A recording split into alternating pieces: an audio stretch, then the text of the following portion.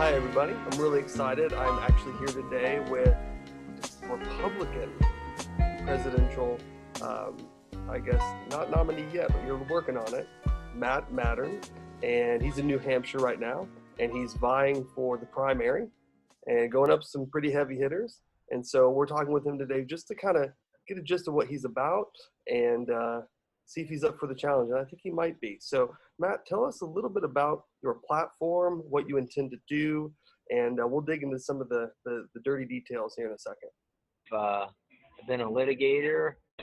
I've also worked on environmental cases as well, and many other types of cases. So I know my way around the courthouse and the way around the legal system.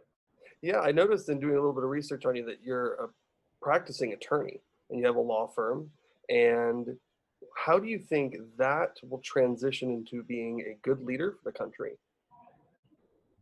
Well, obviously, our nation is one based upon law. So having some understanding of how the legal system works is a good thing for any president to have. And 26 of our 44 presidents have been attorneys. So it's a classic training ground for the presidency is being a lawyer.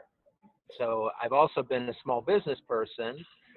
I have run my own business for the last 27 years, and I currently have a firm. I have 24 attorneys working for me and approximately 50 employees total, and 3 offices around the state. So I know about running a business and meeting payroll, and so I'm an entrepreneur as well as being a lawyer. That's amazing. And the way of thinking, how a lawyer thinks, that way of thinking can be very, very beneficial as well, I imagine. So another question I have for you is, there's going to be a lot of people that are going to want to vote for the current president, Mr. Trump, right? So, are there things that you agree with him on and obviously don't agree with him on? And how do you plan to get some of those people to kind of move over to your side? Well, I primarily have many disagreements with him, and that's why I'm running against him. So Gotcha. Start off the disagreements, which are that he has doubled the deficit in 3 years when he said that he was going to eliminate it in 8. So he's not on the right path there. I mean, that goes against the fiscal conservatism of the Republican Party. He's also somebody who is anti-environment. He said, they said climate change is a hoax. Well, 13 different federal agencies under his administration came up with a report in 2018 saying that climate change is real and it's going to cost the American economy hundreds of billions of dollars if we don't do anything about it. So he doesn't read the science, or he doesn't understand it, or he doesn't care. Pick one of the three. Either way, that's not good for the U.S., and it's not good for the Republican Party to be a party that's associated with an anti-scientific view of the world. Right. And so those are some of the disagreements, and those obviously impact a lot of people. I mean, the deficit, we're paying taxes and taxes and taxes to try to knock that down.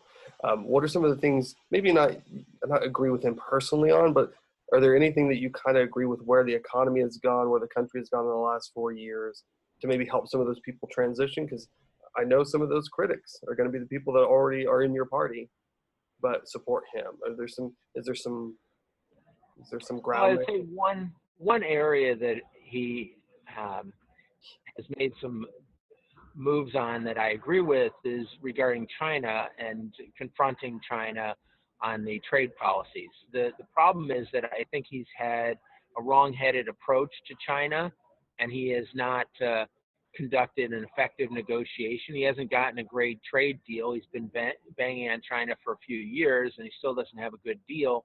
And I think part of the problem is the construct of the deal that he wants to cut really isn't one that would be good for the United States anyway.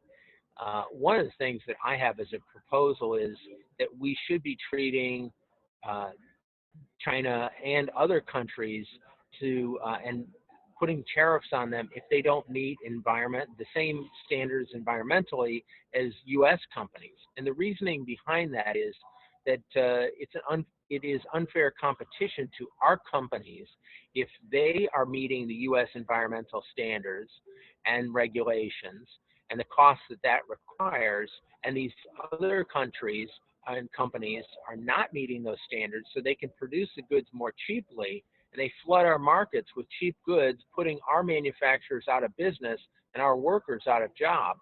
So we should hold those companies in China, India, and elsewhere to the same standards of environmental protection as companies in the U.S. It would be good for our workers, good for our companies, and good for our environment. And President Trump, because he doesn't care about the environment, he's not going to take that position. That is a fundamental difference that I have with President Trump, and it's an important one. Well, and with your attorney background, you could write some of the legislation yourself. Absolutely. So, as doing some research on you and everything like that, I noticed that you are from California. So again, it's something I'd love for you to clear up for everybody. California is an obvious blue state, right?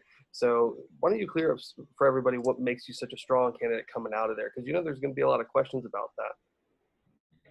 Well, I mean, California has its share of problems, there's no doubt. But we also have to look at the successes of California and see what those lessons are for the rest of the country. One of them is that environmental regulation does not mean that you can't have a strong economy, because California has some of the strongest environmental regulations, yet its economic growth over the last number of years had exceeded the national average. So that the lesson to be learned is that you can have strong environmental regulations and a strong economy. That's the truth, versus the Trump fallacy, which is that environmental regulations cause the economy to seize up and go into reverse. That's just not true. That's not the experience when you look at California, which is now the 5th largest economy in the world. So that's something that we should be considering.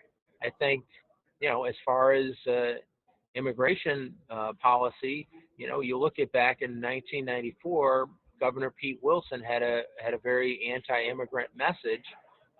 He went from gaining 47% of the Latino vote in the prior election down to the next governor, Republican, running, got 14%. So that's a good possibility that President Trump is going to suffer the same consequence of his anti-immigrant rhetoric in Texas and in Arizona, California, Florida, and other states, Georgia, that have substantial immigrant populations. This divisiveness does not help the Republican Party. I mean, I think that you can have an immigration policy that requires people to have their first steps in the country legal ones, which I wholeheartedly agree with, but I don't think you need to engage in divisive rhetoric, because that doesn't help the political environment, and it poisons the immigrants who are here legally mind against the Republican Party.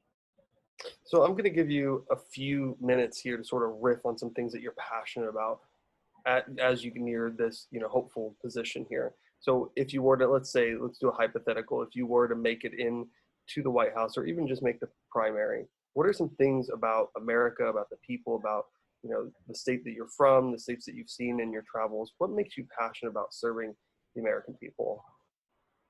Well, I mean, I'm from the state of Illinois, and that's the land of Lincoln. So from a very young age, I was introduced to Lincoln and went down to see the places where he lived, which were close to where my mom grew up, and my mom's family lived next door to Lincoln. So I have a connection to that, and the truth and honesty of Lincoln were core values for me growing up as a Republican and growing up as, in the state of Illinois, that we were told those were important. And quite frankly, seeing the current administration disregard those core values kind of sickens me, because I think Lincoln would be rolling over in his grave having see the mendacity of the current occupant of this White House is not good for our country. And what makes me passionate is to serve the country in an honorable way, and to bring economic growth to the middle class by my tax plan, which is to actually eliminate the income tax for anybody earning $50,000 or less, or any family earning $100,000 or less, which would spur economic growth and create tax fairness. And it also goes back to when the income tax was first created in 1913, there was a $4,000 exemption, which was equal to $101,000 in today's money.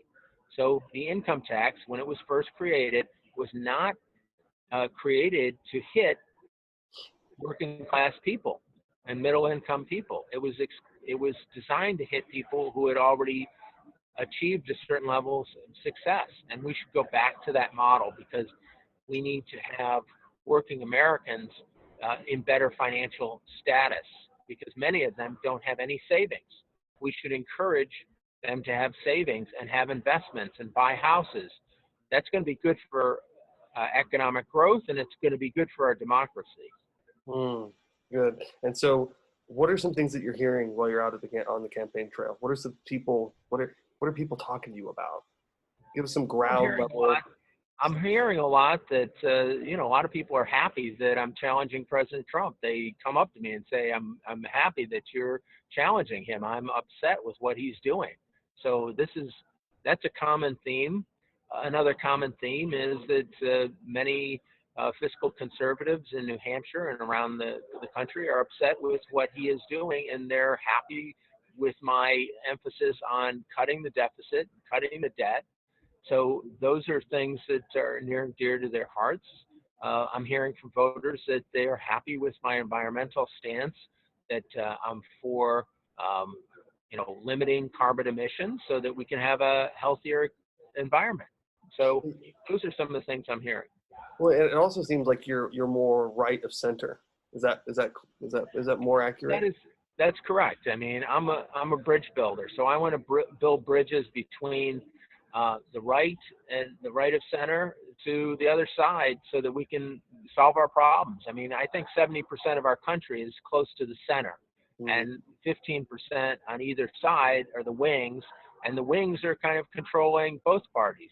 And I'd like to get it back to where the center is, dominating the political discourse and setting the policies, because that would be a better position for our country to be in if we could come up with solutions that were bipartisan in nature, because those are the ones that are most durable and probably the most pragmatic, and the ones that are actually going to, be able to be effectuated and come into law.